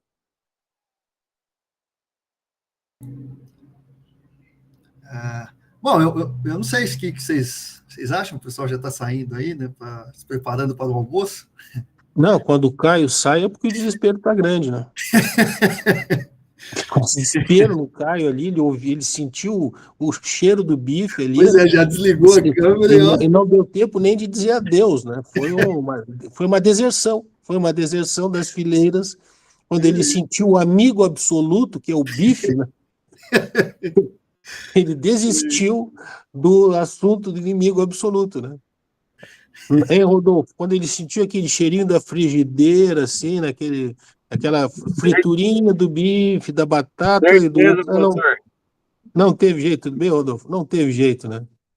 Foi uma debandada. Nós vamos ter que ver no Schmidt aqui o que acontece com o partisano que foge das fileiras, né? Bom, mas eu acho que é isso. Foi bem interessante. A gente continua daqui 2 semanas, né? No segundo capítulo. E depois que a gente terminar esse, então, vamos seguir essa sugestão. A gente lê esse texto do Schmidt, essa conferência dele, né? Mas eu mando tudo isso certinho lá no grupo. Beleza, gente? Tudo bem. Vem cá, mas e o Douglas, ele está na fisioterapia? Será que ele está nadando? Será que é aquática a fisioterapia do Douglas? Será que... Hein? O Douglas, será que está nadando assim, nos ouvindo, né? Tá lá nadando, tá remando ali, e mesmo assim com o Schmidt. Esse é um schmittiano realmente das boas, né? O cara, esse é sério, né? Esse aí é de respeitar, né? Tá em meio à natação. Vai falar. Meu cara, eu tô fazendo exercício para as costas aqui, né, jovem? Ah, para as costas? Você é um garoto, você ainda não tem problema nas costas. Que nada, eu só estou escondendo que eu faço fisioterapia, é só a diferença.